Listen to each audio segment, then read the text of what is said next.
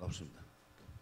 제가 이 단상에서 강연을 하지 못하고 항상 이렇게 가까이 와서 강연하는 이유는 중간에 질문을 하기 위해서입니다. 제대로 듣고 있는지, 누구한테 질문의 화살이 갈지 모르니까 조심하십시오. 망신당할 수 있습니다. 예,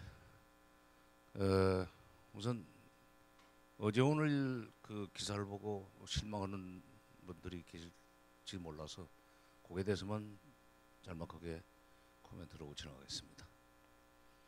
이번 그 8일날 미국 시간 8일날로 예정되어 있던 북미 장관급 회담이 연기된 것은 트럼프가 선거에 졌기 때문이 아니고, 그 어떤 점에서 트럼프는 이번에 선방을 했죠.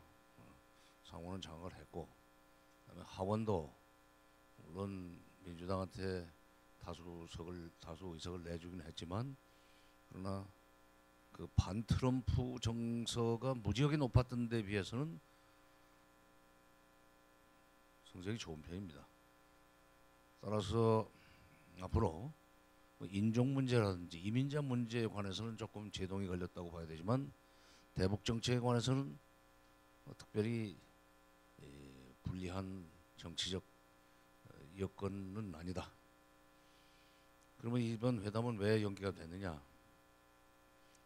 이게 원인과 결과를 설명하는 과정에서 설명하는데, 남이 한 행동, 자기가 한 행동은 얘기를 안 하고 상대방이 취한 행동을 원인으로 만들어 가지고 거기서 이런 결과가 나왔다는 식으로 설명을 하는 게 보통 사람들의 수법이죠. 미국이 그걸 잘합니다. 미국이 잘해요. 자기가 뭘 잘못해서 지금 북한이 못 오게 됐다는 얘기는 안 하고, 북한이 일정이 맞지 않아서 분주하니까 연기하자고 했다는 식으로 해서 이번 회담을 깬 것은 마치 북한인 것처럼 얘기하는데, 그것은 페이크 뉴스입니다. 그전에 페이크 뉴스라는 말이 없을 때는 그건 거짓말이다 이렇게 하면 좀 유치했었는데, 요즘은 페이크 뉴스라고 하는 말이 생겨가지고 설명하기 편하게 됐어요. 자, 북한이 11월 7일 날 베이징에서 1시에 뉴욕으로 가는 비행기 표를 예약을 했었습니다. 근데 직전에 그것이 취소가 되고 11시 30분 발 비행기 표로 변경이 됐어요. 근데 그것도 취소가 됐어요. 그러면 베이징의 오후 1시면은 우리 시간으로는 이제 오후 2시쯤 됩니까? 우리가 1시간 빠르니까. 그러니까 베이징의 11시면은, 아니 오후 1시면은 미국의 워싱턴에 오전 10시쯤 되는 거죠. 그렇죠? 7일 날 선거는 끝났습니다. 투표는 끝났고 이제 개표 결과도 어느 정도 집계가 됐을 텐데, 그것과는 무관하게 8일 날 북미 장관급 회담을 한다고 국무부에서 공식적으로 발표를 해놓고 이제 비행기를 타야 되는 사람들한테 뭔가 메시지를 줘야 될 거 아니에요. 이번에 오면은 뭐는 좀 해줄 수 있다라든지. 일체 그 통보가 없으니까 물밑 접촉은 계속 한 것 같아요. 회담 연기를 발표하는 국무부 대변인도 협상은 계속된다 해왔고 앞으로도 계속된다는 얘기를 했어요. 그 얘기는 실무적으로 물밑에서 계속 접촉을 했다는 얘기입니다. 마지막으로 뉴욕행을 포기한 밤 11시 30분이면은 미국 시간으로는 오전인가요? 오전 10시 30분. 아까 오후 1시는 미국 시간으로는 새벽 0시쯤 되나요? 하여간 그 트럼프가 무슨 선거에서 이기고 지는 것과 관련 없이 국무부 쪽에서 사인이 안 나오니까 북한 입장에서는 지금까지 했던 거고 똑같은 식의 얘기를 들으려면 갈 필요 없다. 말하자면 종전선언이나 제재 해제 문제와 관련해서 뭔가 희망을 줘야 되는데 그걸 안 주고 일단 와라. 그리고 비핵화가 끝날 때까지 제재는 계속된다는 메시지는 공식적으로 밖으로 공개적으로 내보내고 그런 입장에서는 북한은 못 갈 겁니다. 이건 연기됐을 뿐이지 이 판이 깨진 건 아니니까 걱정 마시고 더 중요한 것은 앞으로도 이런 일은 많이 있을 것입니다. 그러나 지난 6월 12일 날 싱가포르에서 북한 김정은 위원장과 미국의 트럼프 대통령이 합의했던 북미 정상선언 그건 결국 트럼프의 국내 정치적 필요와 김정은의 국내 경제적 필요 때문에 이행이 될 수밖에 없습니다. 양자의 이해관계가 일치하기 때문에 합의를 한 건데 지금 그것을 깨고 돌아서 가지고 둘 다 좀 그러면 죽어요. 그래서 제가 어느 강연에서는 둘은 이미 호랑이 등에 올라탔다. 못 내린다. 기호지세라는 말이 있지 않습니까? 그러면 6.12 북미 정상선언의 이 구조를 잠시 분석을 하겠습니다. 1항이 북미 간의 새로운 관계를 수립해 나간다 하는 내용입니다. 새로운 관계라는 표현을 했습니다. 옛날의 관계는 적대 관계였다. 이 적대 관계를 청산하고 새로운 관계를 수립해 나간다. 그 얘기는 북미의 수교를 얘기하는 겁니다. 북한과 미국의 수교까지 지금 머릿속에 넣고 그런 표현을 썼다. 수교라고 단정적으로 얘기하지 않는 이유는 여러 가지 국내적으로 또 보수 세력도 있고 그러니까 그런 거 반대하는 사람도 있고 그러니까 저항을 최소화하기 위해서는 새로운 관계 정도로 해놓는 게 좋다. 2항이 한반도 평화체제 구축입니다. 그 평화체제 구축이라는 말은 앞으로 미국이 북한을 군사적으로 공격하지 않겠다. 공격할 수 없는 체제를 만들어 나가자 하는 얘기입니다. 그건 그동안에 북한이 핵 문제를 일으킨 이후에 93년에 핵 문제가 터졌습니다만은 김일성 때죠. 그것 때문에 제가 청와대 비서관으로 가서 불려가서 일을 하게 됐어요. 핵 문제가 터지니까. 그래서 제가 핵 문제가 왜 터졌는지, 그다음에 그 문제가 어떻게 풀릴 뻔하다가 어떻게 꼬였는지, 또 그러다가 어떻게 다시 해법을 찾아서 잘 풀려 나가다가 다시 또 어떤 식으로 해서 악화됐고, 이거를 3년 8개월이나 아주 핵심 정보가 들어오는 청와대에서 일을 했던 관계로 그 뒤에도 사건의 전개 과정을 보면 이 면에서 이런 일이 있었구나 하는 것을 이제 감을 잡을 수 있는, 말하자면 영업 비밀을 알고 나왔어요. 그래서 제가 지금도 통일원에 들어간 지 40년 조금 넘었는데 핵 문제 관련해서 얘기할 때가 제일 자신이 있습니다.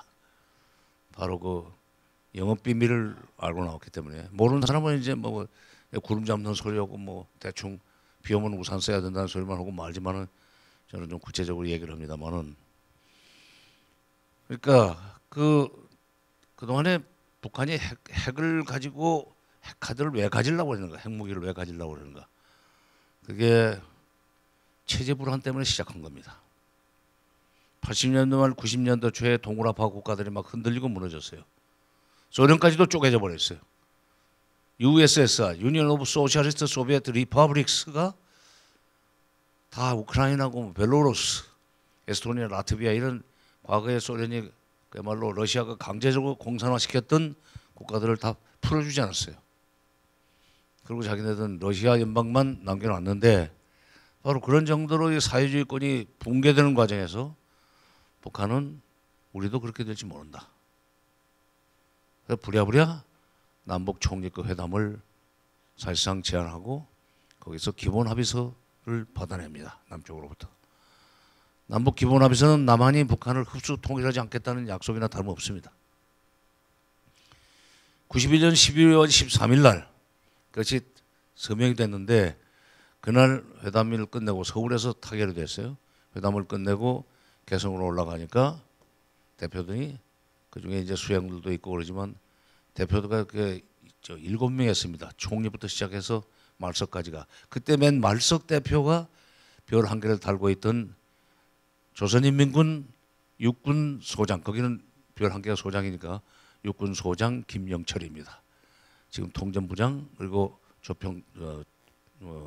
조선노동당 무슨 부위원장이라고 그러는데 그게 옛날 같으면 그게 당 비서예요. 대남 비서입니다. 근데 그 7명의 대표들을 김일성이 주석궁으로 급히 불러들여 가지고 헬기를 보냈다고 그래요. 헬기를 타고 그냥 기차로 가면 4시간 이상 걸립니다. 개성에서 평양까지 4시간 이상 걸려요. 이 노반이 약해 가지고 시속 40km 이상을 못 냅니다. 헬기로 이제 평양으로 불러들인 뒤에 주석궁에서 아주 매우 흔쾌한 이 웃음을 웃으면서 이걸로써 적들의 발목을 잡았다. 이걸로써 적들의 발목을 잡았다. 남쪽이 북한은 저희들끼리 얘기할 때는 적들은 그렇게 해요. 우리는 북한을 3인칭으로 지적할 때 보고를 하거나 할 때 적들은 그렇게 하는데 저 사람들은 내부 보고서를 어떻게 우연히 우리가 볼 기회가 있었는데 보니까 적들은 하는 거예요. 이제 그 중에 적들 중에는 저도 들어가 있는 거예요. 그러니까 면전에서 잘해주는데도 불구하고 비료도 주겠다고 그러고 쌀도 주겠다고 하는데도 불구하고 평양에 보고 올 때는 조국에 보고 올 때는 그쪽은 조국이라고 그러죠. 전 교수님. 저쪽 북한 사람들은 밖에 나가면 평양을 가리켜서 조국이라고 합니다. 아니 조국에서 연락이 와야 되는데 조국에서 이 탁주를 좀 가져왔는데 뭐 이런 식의 막걸리 가져오고 적들은 적들의 발목을 잡았다. 적들이라는 표현을 쓰죠. 그 얘기는 이제 기본합에서 1항 상호 체제 인정 존중, 2항 파괴 전방 활동 중지, 그다음에 또 3항 무슨 영토 주권 존중, 4항 비방 종상 행위 중지 이런 등등의 약속을 받아냈기 때문에 적어도 남한이 북한을 흡수하지를 못한다는 그런 판단을 하고 적들의 발목을 잡았다. 이거는 천군만마보다도 유력하다. 그런 식으로 칭송을 했다는 겁니다. 그래놓고도 불안했어요. 91년 12월 13일 날. 92년 1월 달에 1월 21일 날 당시에 국제비서였던 김용순을 미국으로 보내서 뉴욕으로 보내서 미국의 국무부 부장관을 불러냅니다. 앞으로 주한미군 철수를 요구하지 않겠다. 그 조건으로 수교만 해달라. 수교를 하지 않으면 남한으로부터는 기본합의서를 통해서 흡수 통일을 하지 않겠다는 약속을 받아냈지만 미국이 추동을 해가지고 군사적으로 치고 올라오면 군사적 소위 자기 군대에 대한 작전 지휘권이 없는 남조선 군대는 따라올 수밖에 없고 그렇게 되면 결국 우리가 죽는다. 그러니까 미국으로부터 체제 보장을 받는 것은 수교입니다. 수교를 보장받기 위해서는 주한미군 주둔을 그냥 그대로 용인하는 수밖에 없다. 말로는 철수해야 된다고 주장해왔지만은 현실적으로 나가지도 않을 거라면 절대로 안 나갑니다. 이 중에 혹시 주한미군 철수되면 그날로 통일될 수 있다는 생각을 가지고 계신 분이 있으면 그건 버리세요. 절대로 안 나갑니다. 네. 나가라고 하면 오히려 통일이 안 되는 쪽으로 방해를 할 거예요. 서독도 그래서 서독에 주둔하고 있던 미군 4만이나 되는 미군이 계속 주둔해달라고 하는 요구를 한 뒤에 미국이 동서독의 통일을 지지하는 쪽으로 돌아섰습니다. 일을 하려면 이렇게 소위 이 이해득실을 따져가지고 남는 장사를 해야지 괜히 쓸데없는 욕심 부리다가 방해하기 시작하면은 그때 만약 서독이 미군 데리고 나가라 이제 통일 다 됐으니까 라고 했으면은 미국은 무슨 장난을 쳐가지고 동독을 살려냈을지 모릅니다. 국제정치 세계는 그런 일은 흔해요. 네. 국제정치 세계는 그게 흔하기 때문에 뭐 동맹이기 때문에 무슨 신이 그런 거 없습니다. 네. 착각 들어지 마세요. 어디까지나 그것은 나라와 나라 사이의 관계는 나와 남의 얘기고 내 나라 남의 사이일 뿐이지 미국이 절대로 대한민국이 될 수가 없고 우리가 미국이 될 수 없잖아요. 근데 그것도 모르고 지금 태극기고 성적이 자꾸 들고 다니는 사람들이 있는데 그때 미국이 사실 주한미군 주둔을 전제로 한 수교를 수락했으면은 핵 문제는 안 생기는 겁니다. 판단 착오했었어요. 곧 없어질 나라. 그들과 무슨 수교 필요 없다. 딱 거절당하고 돌아서 이건 미국이 흉심이 있다. 우리 언젠가는 군사적으로 치겠다는 흉심이 있기 때문에 이런 제안을 거절한 거다. 그렇다면은 그때 살아남을 수 있는 수단이 뭐냐? 핵이다. 핵으로 우리가 북한이 미국을 칠 수는 없지만 미국이 군사적으로 북한을 위협할 때는 그래 그런 식으로 하면 나도 몇 개 안 가지고 있지만 그 핵무기를 가지고 너희들 배후를 때려버릴 수 있다. 그냥 괌 같은데 때리고 뭐 미국 본토까지는 지금 그때는 엄두도 못 냈지만 이제는 본토까지 도달하는 미사일이 개발이 됐습니다. 최소한도 한 1,200~3,000 킬로짜리 미사일만 있어도 핵탄두를 치러가지고 괌 같은 거를 위협하면은 미국이 움직이지 못한다. 그러면은 하여튼 움직이기만 하면 이거 쏴버린다. 이러면은 못 나오죠. 그런 소위 그 억지력으로서의 핵무기가 필요하다고 생각하고 핵을 개발하기 시작합니다. 근데 그 터졌을 때 미국이 어떤 식으로 그 구슬려 가지고 문제를 해결하려고 그러면 그만해라. 하지 않으면은 영변의 핵활동, 영변 핵단지에서 핵활동을 중지하면은 그날로부터 3개월 이내에 수교 협상을 개시해준다. 수교해준다는 아니었었어요. 협상을 개시해준다. 그리고 핵발전소 가동을 중단하는 대가로 그거에 400배 되는 200만 킬로와트 원자력 발전소를 저주마. 5,000 킬로와트짜리입니다. 200만 킬로와트면 400배죠. 근데 남는 장사예요.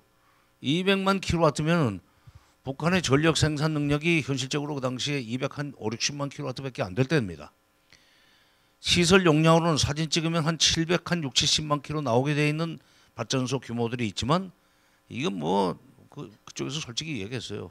소련이 져준 것들인데 톱니바퀴가 빠져가지고 이게 돌지를 않고 아니 고장난 것들이 많아요. 그 다음에 화력발전소는 석탄이 있어야 하는데 석탄을 제대로 못 캐면 발전 못하는 거고 수력발전소는 여름에 비 안 오면 못 돌아가는 겁니다. 260만 킬로와트를 가지고 저 2,500만이 살아가다 보니까 260만 킬로와트면 인천 하나 정도 쓰는 전기 용량입니다. 그거 가지고 저 이북 5도를 전부 다 밝혀야 되니 어둡게 살 수밖에 없어요. 거기에 200만 킬로와트라고 그러니까 자기네들이 발전하는 용량의 실질적인 발전 용량의 80%가 늘어나는 거기 때문에 나쁘지 않다 해서 이제 핵 활동을 그 약속 헌납도 94년에 그 약속을 했는데 합의를 했는데 8년 동안 김대중 정부가 끝날 때까지 핵 활동을 안 했습니다. 뭐 김대중을 도와주기 위해서는 아니에요. 햇볕 정책은 북핵 문제가 없을 때 시작이 됐습니다. 그런데 뭐 퍼줘가지고 핵을 개발하게 했다는 건 인과관계를 전혀 무시하고 시간표 개념이 없는 사람들이 하는 말들인데 또 그걸 또 믿는 사람들이 있더라고요. 또 신문에다 광고를 막 크게 내니까 그 돈은 어디서 나는지 모르겠는데 자 그렇게 하다가 수교는 협상은 개시를 안 해줬습니다. 바로 이틀 전에 있었던 중간선거에서 의회 권력이 공화당으로 넘어가 버렸어요. 사사건건 발목을 잡으니까 법무부가 나서 가지고 수교 협상을 개시할 수가 없었습니다. 약속을 못 지킨 거예요. 변명을 했죠. 그러나 소위 200만 킬로와트가 이제 200만 킬로와트 전기를 생산할 수 있는 발전소 공사가 시작이 되니까 북한은 나쁘지 않다 해서 그냥 그대로 참고 핵 활동을 중단했었습니다. 그러다가 그걸 부시가 들어서 가지고 긁어 가지고 클린턴 때 약속은 지키는지 모르지만 북한이 비밀리에 다른 데서 우라늄을 농축을 해가지고 또 핵폭탄을 만들려고 하는 거의 이 비밀 작업을 하고 있다. 그런 식으로 말하자면 압박을 해 들어가니까 북한이 결국은 좋다. 이게 지금 그렇다면은 이게 그동안에 클린턴 때 94년에 합의했던 미국 간의 합의는 없었던 걸로 치고 우리는 핵활동을 재개한다고 공개적으로 얘기를 하고 핵활동을 시작을 했습니다. 그러자 부시 정부도 처음에는 가만 안 둘 것처럼 이렇게 기세등등 하더니 북한이 막상 그렇게 세게 치고 나가니까 난 미국 사람들 이해가 안 돼요. 금방 죽여버릴 것처럼 하고 막 가만 안 두겠다고 해놓고는 막상 북한이 더 큰 사고를 치면 뒤로 싹 불러내가지고 왜 그래? 왜? 응? 말로 하자 말로. 이런 식으로 해도 또 비밀 회담을 해요. 우리한테는 알려주지도 않고. 그거는 한미 간에 아무리 관계가 좋다 하더라도 외교부가 아무리 국무부한테 사사건건 그냥 뭐 그야말로 그 상전 모시듯이 해도 안 알려줄 것은 죽어도 안 알려줍니다. 정보를 공유하는 정도는 굉장히 약합니다. 일본 미일 동맹과 한미 동맹은 절대로 같은 급이 아니에요.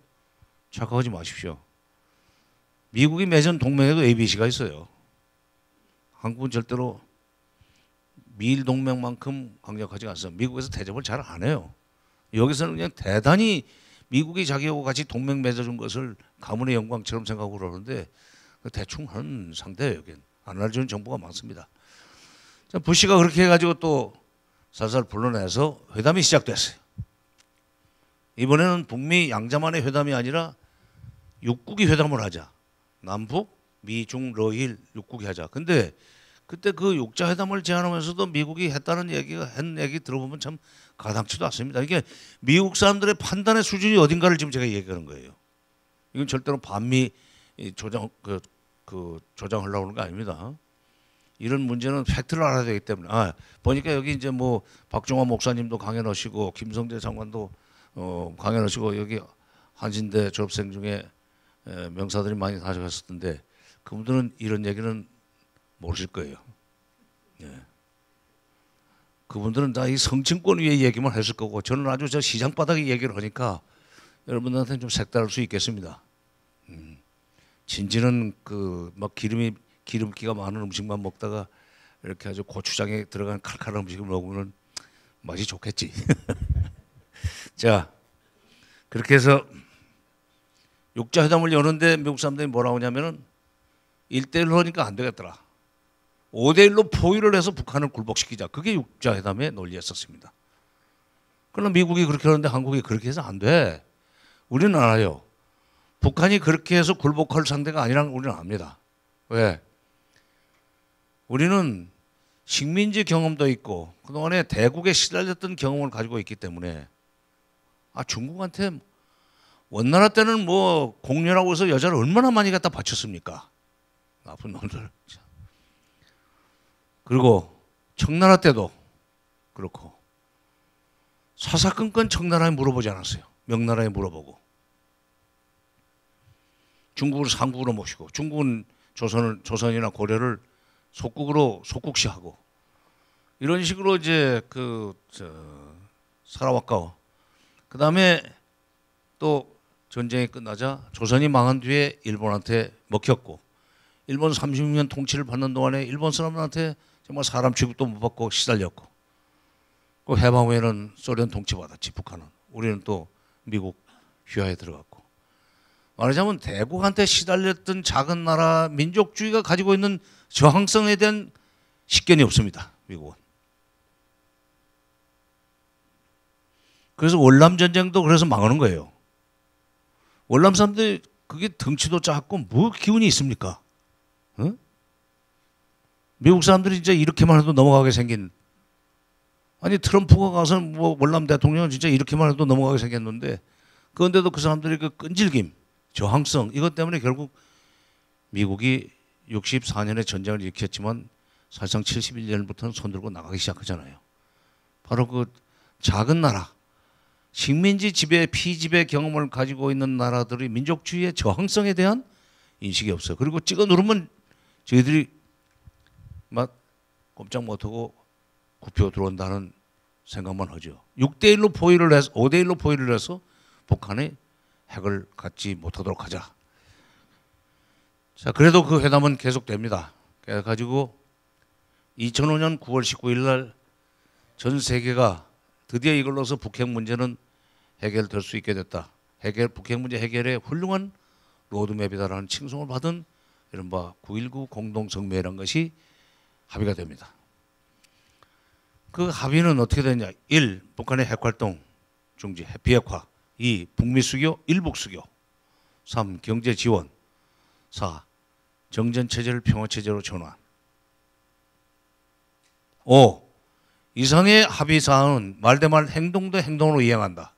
그 말대말 행동 대 행동은 북한이 강력하게 요청했을 거예요. 말로 해놓고 꼭 행동 대 행동 특히 미국은 언제든지 그 전에 그 협상 그 전례를 보면은 꼭 북한의 선행동을 요구합니다. 너는 나쁜 놈이니까, 나쁜 놈이 나쁜 짓을 했기 때문에 그 그만두는 것은 당연한데 무슨 보상을 해달라고 그러냐, 반대급부를 달라고 그러냐. 이런 논리로 북한의 선행동을 항상 요구를 하고, 그리고 이제 그게 안 되면은 뭐 판이 결국 깨지죠. 그러다 보면 책임 떠넘기고는 미국은 잘못이 없다. 근데 그 전 세계 언론이 또 그걸 받았어요. 왜냐하면 미국이라는 나라가 힘이 있기 때문에 사실은 미국은 군사 질서를 장악하고 있고 경제 질서, 국제 군사 질서를 장악하고 있고 경제 질서도 장악하고 있고 거기다가 정보 질서까지 장악하고 있습니다. 미국이 소위 대변인을 시켜서 발언하면 그것이 팩트가 돼버려요. 거기서부터 일이 시작돼요. 북한이 무슨 변명을 해봐야 원래 이게 전과자이기 때문에 말을 믿으려고 하질 않아요. 니까지 놈이 무슨 내가 잘못했으니까 미국이 그렇지. 네가 원인을 제공했으니까 저런 식으로 행동하는 거야 라고 다들 믿지. 그렇게 생각하지. 그래 일리 있다. 미국이 좀 나쁘지. 미국이 그런 데가 있어. 그러니까 여러분들 이 젊은 분들은 잘 모르시겠지만 옛날에 50년대 6.25 전쟁이 끝나고 나서 미국에서 만든 헐리우드 영화 중에 서부 영화가 굉장히 많이 들어왔습니다. 싸게 봤어요. 일부러 난 보냈다고 생각해요. 거기 보면은 백인들이 인디안을 죽여야만 되는 이유가 설명이 됩니다. 바꿔 얘기해서 인디안은 죽어 없어져야 되는 종족으로 그려져요. 백인은 약속을 잘 지키고 그리고 공명정대한데 인디안은 겉에서 앞에서 하는 얘기고 뒤에 행동이 다르고 그리고 돌아서면 뒤통수 때리고 아주 비도덕적인 존재로 이렇게 이 부각을 시키면서 백인이 인디안을 말살시키면서 서부를 개척한 것을 정당화하는 스토리가 서부 영화예요. 그때는 우리는 미국이 우리를 먹여 살린다고 생각하기 때문에 미국 편이었었습니다. 그러니까 미군들이 백인 기병대들이 모퉁이를 인디안 마을로 들어가는데 이제 보복하려고 모퉁이를 돌았을 때 그 모퉁이를 돌았으면 막 일어서 박수치고 그랬어요. 남 목사님 그때 북한은 나쁜 나라, 아니 인디안은 나쁜 나라고 미국은 좋은 나라입니다. 우리나라, 야 우리나라 이긴다. 미국과 한국을 동일시하던 시절이 있었습니다. 워낙 미국이 먹을 걸 우리한테 주니까. 그때 미국이 우리한테 쌀, 우유, 뭐 밀가루, 옥수수가루, 뭐 분유 이런 걸 보내주면서 굶어 죽을 뻔한 사람들이 수없이 많았는데 살아남은 관계로 그때 대한민국 사람들의 마음은 태평양을 건너 미국으로 간 겁니다. 그런 오늘날 성조기를 들고 다니는 겁니다. 그러니까 김대중 노무현 정부 시절에 쌀과 비료를 주던 시절에 그 바로 입에다 먹을 걸 넣어주는 그런 이 대북 지원, 뭐 퍼주기라고 비난을 받고 있지만 바로 그것 때문에 북한 사람들의 민심이 남쪽으로 넘어오는 것을 우리는 최일선에서 피부로 느낄 수 있었습니다. 평화 별거 아니에요. 그게 한자가 좋은 게 화자를 보십시오. 벼 화자 옆에 입구자가 붙어 있습니다. 벼가 입속에 들어가는 게 골고루면 평화입니다. 먹고 사는 형편이 같아져야 이 관계가 평화로운 건데 지금 이제 그거는 이제 그 정도 하고 핵 문제로 다시 돌아갑시다. 그러니까 말대말 행동 대 행동 그거는 미국이 북한이 요구를 해서 들어갔는데 앞에 다시 한번 북한의 비핵화, 그다음에 북미 수교, 일북 수교, 3 경제 지원, 4 평화 체제 구축. 근데 그 다음 날 그게 깨졌어요. 미국이 북한한테 아주 나쁜 딱지를 하나 다 붙였습니다. 북한이 유조지표를 그려가지고 $100짜리 유조지표를 그려가지고 기왕 그리려면 $100짜리를 그려야지 뭐 $10짜리 그려가지고 괜히 힘 만들지. 동그라미 하나만 더 하면 되는데 $100짜리를 유조지표를 만들어가지고 돈 세탁을 해서 그냥 10불짜리 물건을 사고 $100 내면 90불짜리는 진짜 들어오는 거 아니에요. 그게 돈 세탁이에요. 그렇게 해서 저금을 해놓고 마카오에 있는 BDA 방코델타 아시아라는 데 저금을 해놓고 그 돈으로 보르도 와인을 사다 먹는다. 기쁨조 선물을 사다 준다. 또는 그다음에 달러로 그냥 가지고 들어가서 고급 간부들한테 선물로 준다.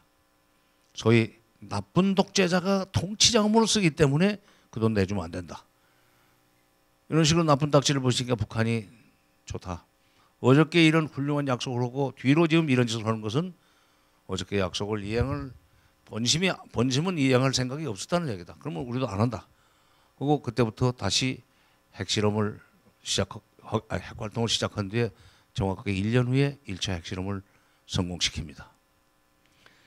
이번에 6월 12일 날 싱가포르에서 합의된 북미 정상회담의 선언문 순서를 보면은 아까 제가 말씀드린 대로 처음에 북미 수교, 두 번째가 평화체제, 세 번째가 비핵화, 네 번째가 이제 그것은 부록비슷하게 나온 거지만은 6.25 당시에 한국전쟁 당시에 북한 지역에서 전사한 미군 유해 송환입니다.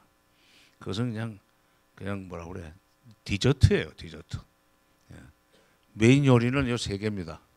근데 순서가 바뀌었어요. 북미 수교가 맨 앞에 나오고 비핵화가 맨 끝으로 갔어요. 중간에 평화체제 구축.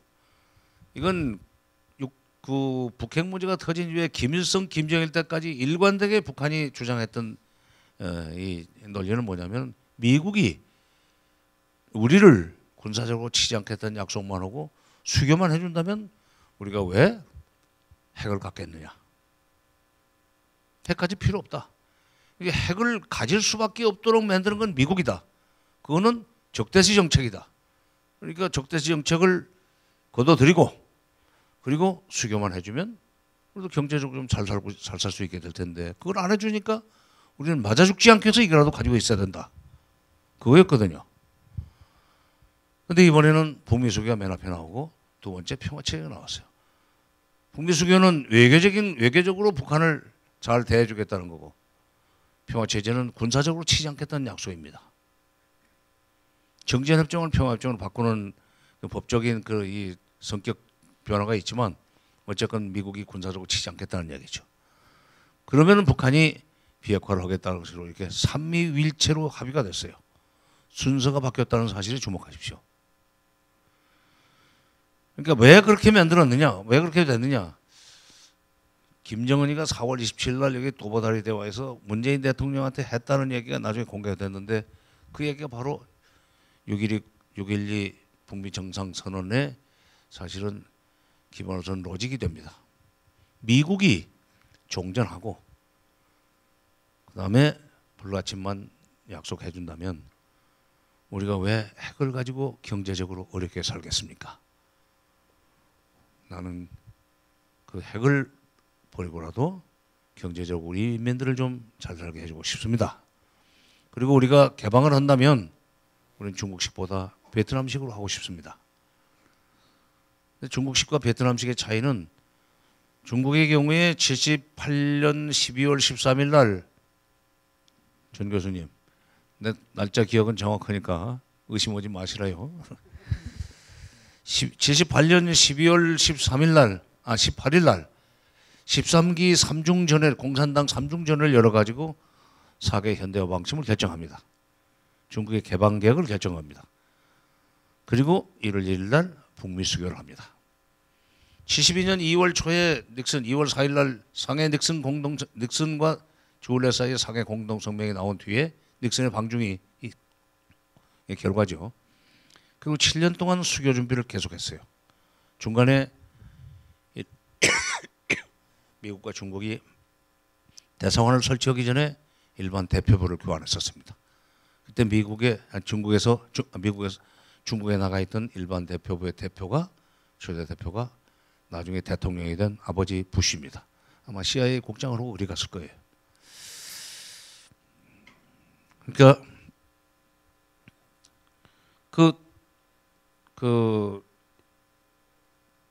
중국은 그러니까 1월 7월 약 7년 동안 준비 끝에 79년 1월부터는 수교가 확실하게 방침이 섰고 대사관 설치가 분명해진 그 상황에서 개방 계획을 했어요.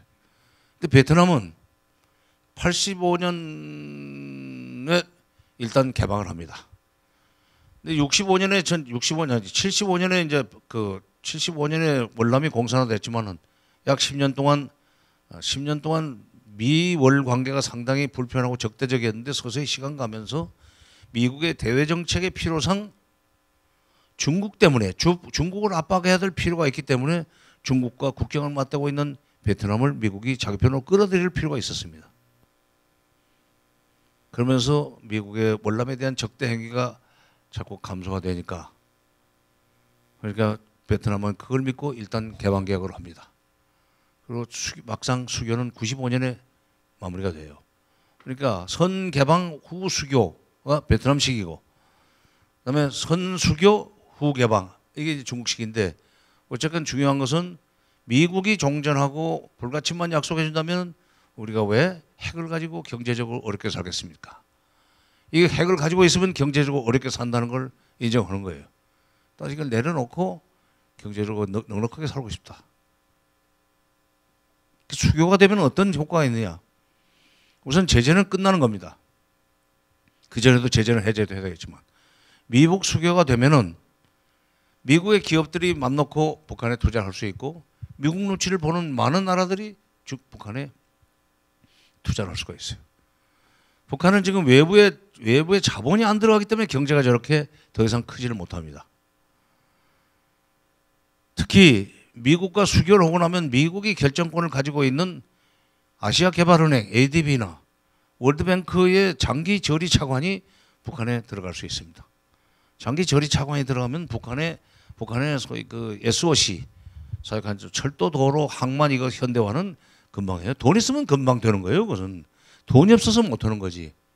돈이 없기 때문에 철도 현대화를 못 해가지고 162km를 4시간씩이나 가야 되는 그런 참 후진성을 보이고 있지만 바로 그 미국의 돈이 들어가고 ADB나 월드뱅크에 돈이 들어갈 수 있는 상황이 북한한테는 경제적으로 번성을 할 수 있는 찬스가 됩니다. 바로 그것을 김정은은 딜을 한 거예요. 비핵화는 확실히 한다. 그 대신 경제적으로 도와달라. 그러려면 수교를 해달라.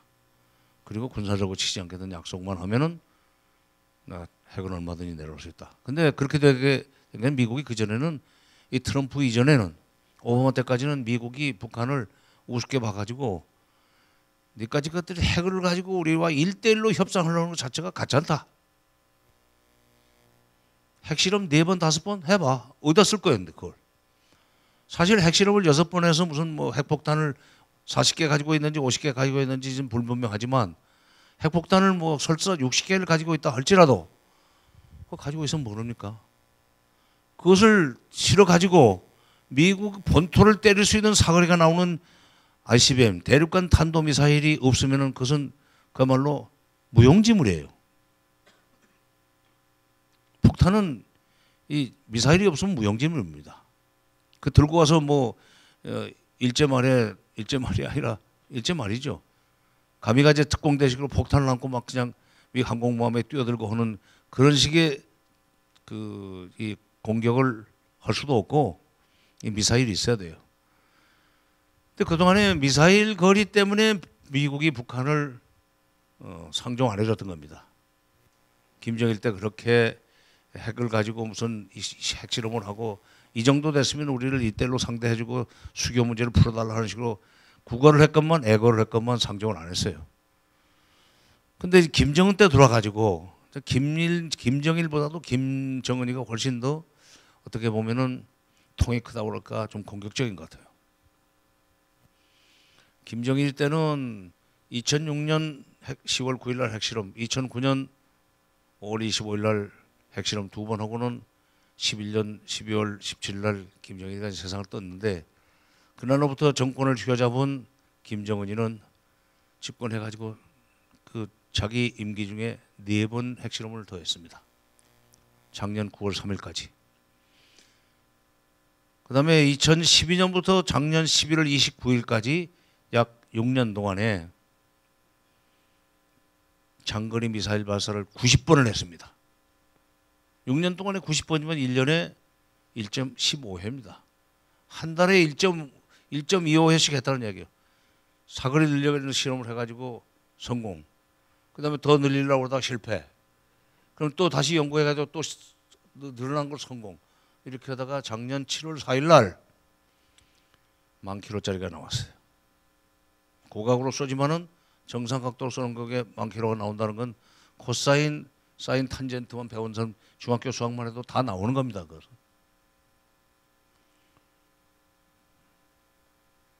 10,000km짜리가 나왔을 때 7월 4일 날 쐈어요. 7월 4일 무슨 날입니까? 미국 독립기념일이에요. 점잖지 못한 편이지만 엿먹으라 이거예요. 그렇게 해서 약을 올려야 미국이 그 다음에 협상이 나오니까 더 망신 나오기 전에 여기서 빨리 너희가 우리한테 협상을 뒤로 만나자고 제안하면 우리가 나갈게 그랬는데 미국이 때 트럼프 정부 때인데 뭐라고 했느냐.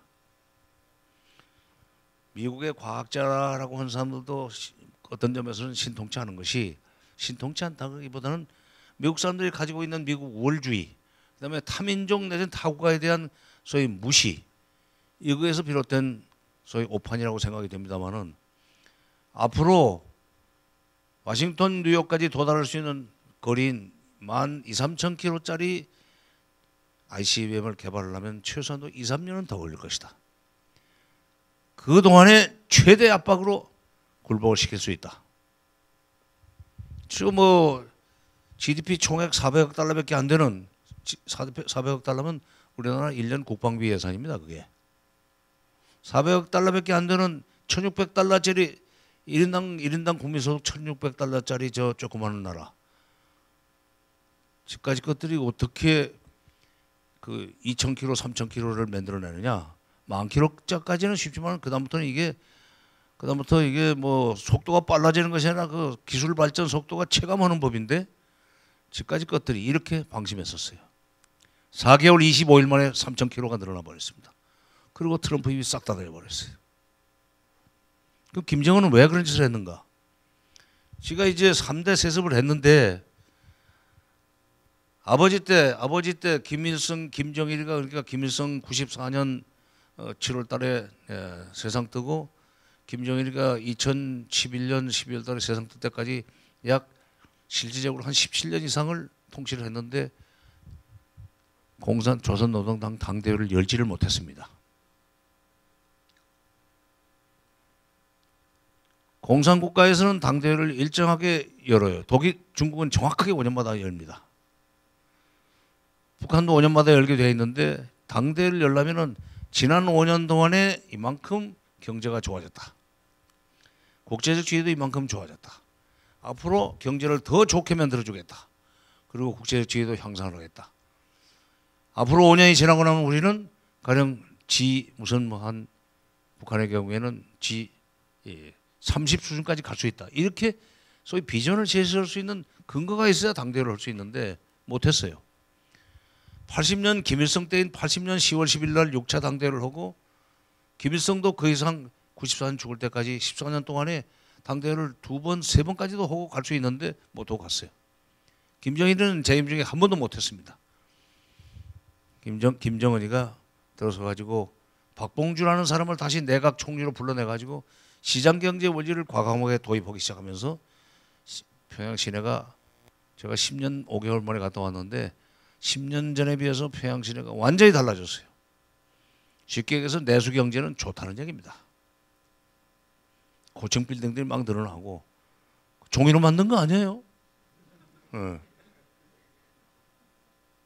그 밤에 보니까 정말 전기 발전소를 또 하나 만들었다거든요. 평양 시내를 위해서. 하여튼 휘황찬란해요. 물론 이제 12시 되니까 불이 다 꺼지긴 하더구만. 뭐 자야지 뭐. 빌딩도 자야지. 손님도 잘 테니까. 외국 손님도 잘 테니까.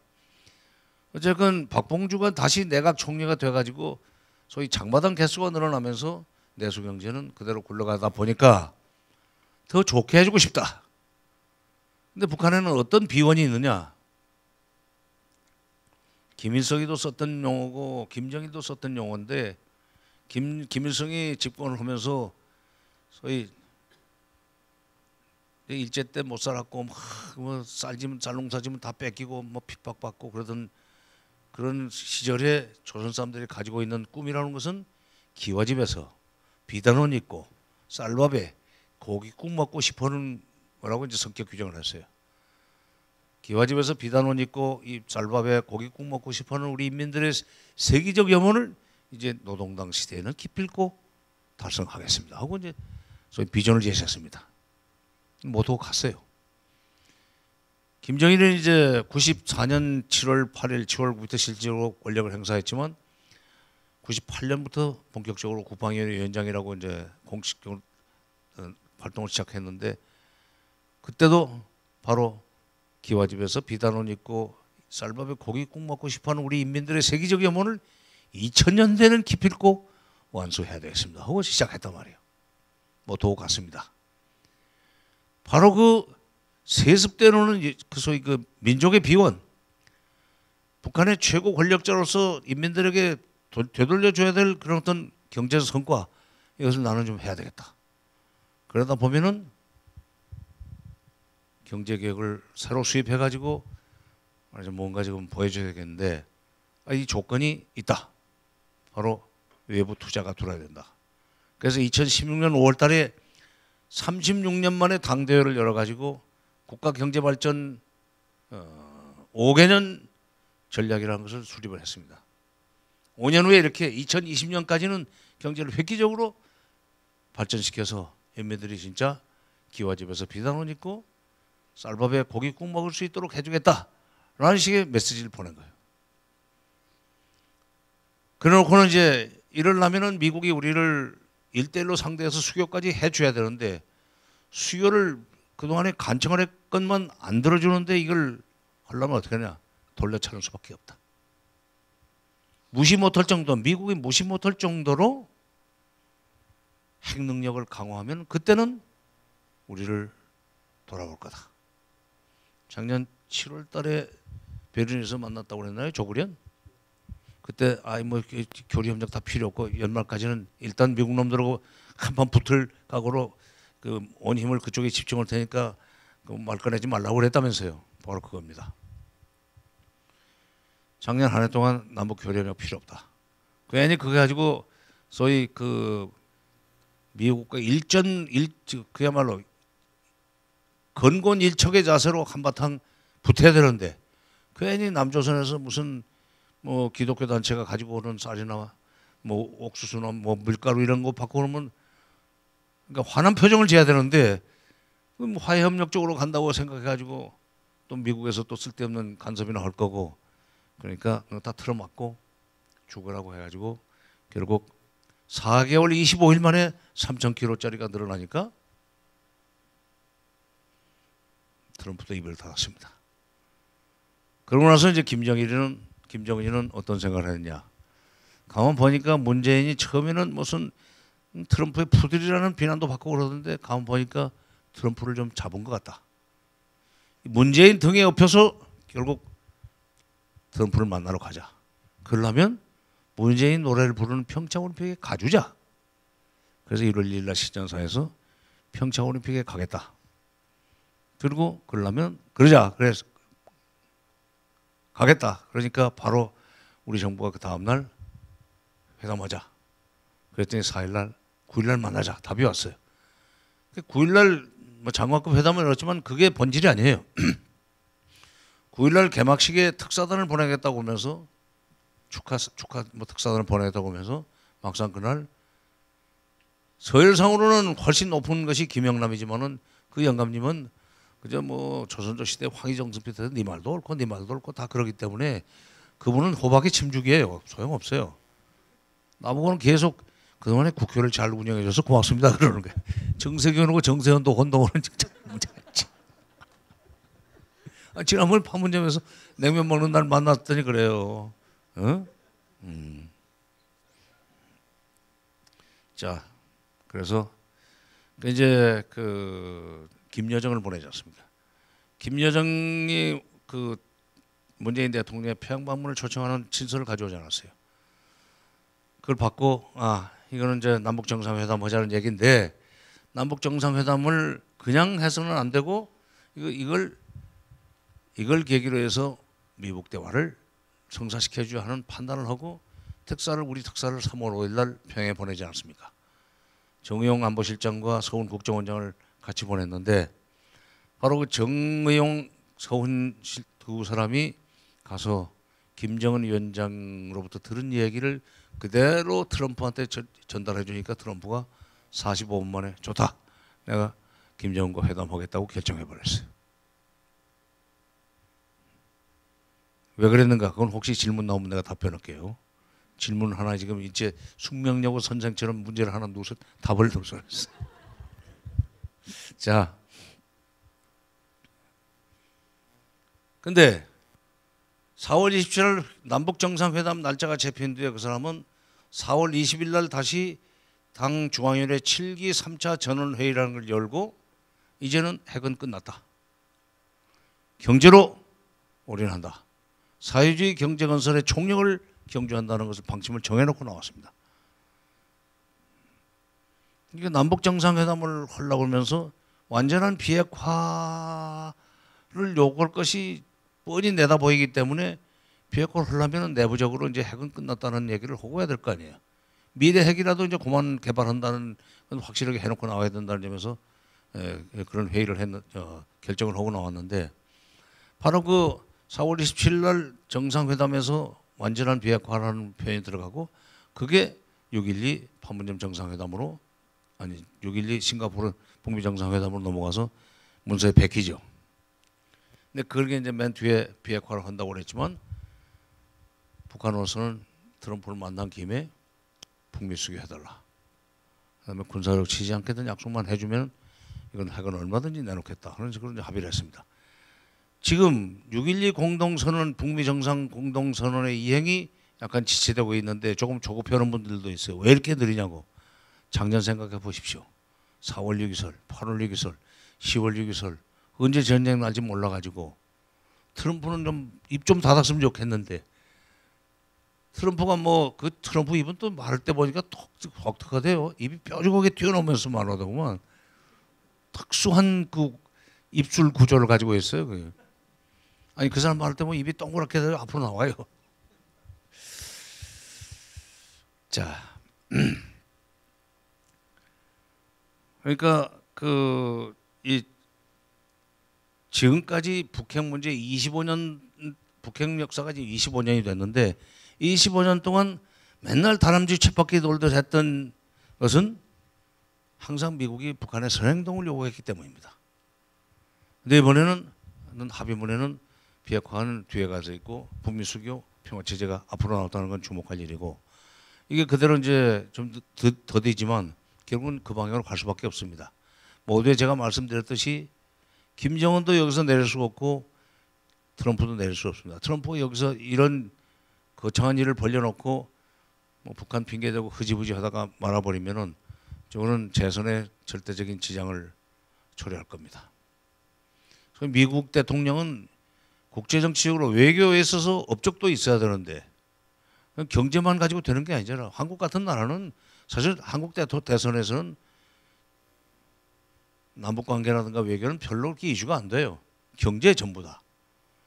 미국도 물론 경제가 중요하지만 미국은 지금 세계 평화의 수호자고 안보리 상임이사국의 일본이지만은 사실은 유엔을 다 지휘하는 나라예요. 그게. 옛날에 유엔이 뭐 좀 힘이 있었지만 요즘은 완전히 국무부 지시대로 움직이는 그냥 미 합중국 국무부예요. 유엔국이라고 생각해도 그 해도 뭐 그게 정 못해요. 증거대라고 하면 증거될 수 있어요. 시키는 대로 하는 놈들이 무슨 뭐 제재 결의안 만들어 그러면 다 만들고 심지어 영국 프랑스는 뭐 바로바로 쫓아가고 중국도 버티다가 결국은 이거 안 해? 그럼 무역 문제로 가서 붙어볼까? 그렇게 해서 협박해가지고 끌고 들어오고 미국이 이렇게 전 세계 평화 내지는 외교를 좌지우지하는 판에 그 문제를 해결 못하고 넘어갔다. 해결할 것 처음보다 못했다. 자격 미달입니다. 김정은은 2020년까지 잘 살게 해주겠다는 대국민 대인민 약속을 지키지 못하면 저것도 쫓겨나진 않지만은 굉장히 리더십에 타격을 입을 겁니다. 둘 다 지금 내릴 수 없어요. 그런 점에서는 이게 좀 더디지만 결국 접점을 찾아서 문제를 해결할 텐데 그러고 나면 어떤 일이 북미 수교까지 가면 어떻게 되느냐 그 시점이 언제냐는 것은 지금 예단할 수 없으나 북미 수교까지 간다는 얘기는 비핵화가 완전히 100% 완성이 달성이 된다는 얘기입니다. 비핵화가 끝나고 나면은 우리 국민들은 이제 핵 문제 때문에 전쟁이 일어날 공포는 없어지는 겁니다. 그러면 평화예요. 평화가 오는 겁니다. 그다음에 북미 수교가 되면은 평양에 미국 대사관이 들어갑니다. 워싱턴에 북한 대사관이 들어가고 그 정도 되면 북한 미군이 남쪽에 이제 남아 있겠죠. 미군이 북한을 군사적으로 칠 수가 없습니다. 소위 객관적으로 북한이 잘못해서 한 대 맞아야 되는 그런 확실한 증거가 없는 한 군사적으로 할 수가 없습니다. 전쟁 공포는 없는 거예요. 그러니까 미북 수교가 되고 나면은 어떤 일이 벌어지냐? 한반도의 냉전 구조가 완전히 해체가 됩니다. 한반도 냉전 구조 절반은 사실은 90년대 초에 해체가 됐어요. 냉전 구조가 뭐예요? 미소가 미소가 대결을 하는 과정에서 서로 저희들끼리 으렁거리던 시절의 상태를 냉전 상태라고 그랬는데 그때 우리를 갈라놓은 거 아니에요. 2차 대전 끝나고 미소가. 그리고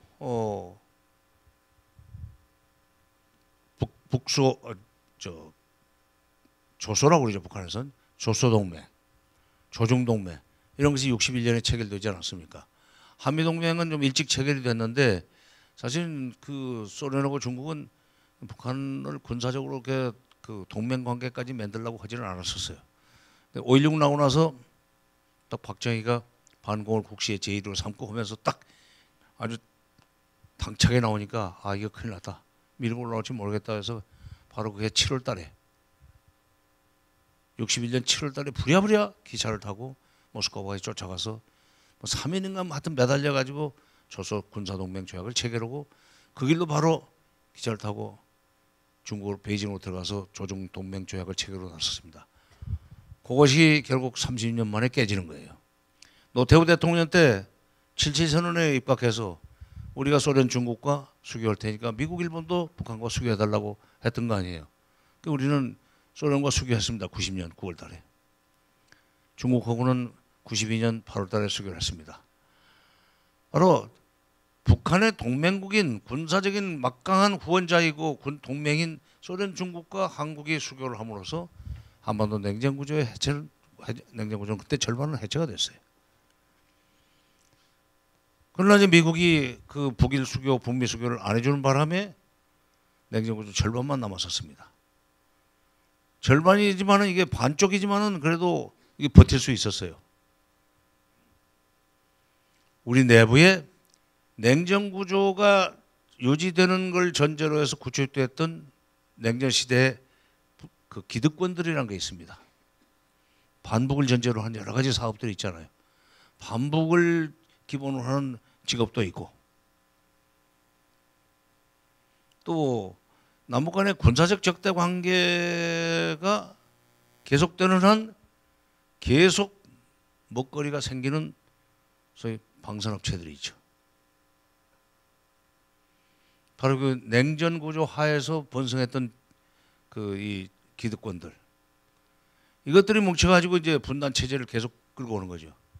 말하자면 뭐 무슨 대북 지원을 퍼주기라고 욕하고 그 다음에 또 뭐 남북 간에 회담 오는데 우리가 조금 넉넉하게 아량하게 나가면 끌려다니기라고 그러고 이런 저항들이 다 소위 분단 체제를 유지하기 위한 일종의 터닥기예요. 북미 수교까지 되고 나면 대북 군사적 적대 관계를 더 이상 유지할 수 없는 관계로 정치적으로 적대 행위는 못합니다. 한국도 못합니다 이제.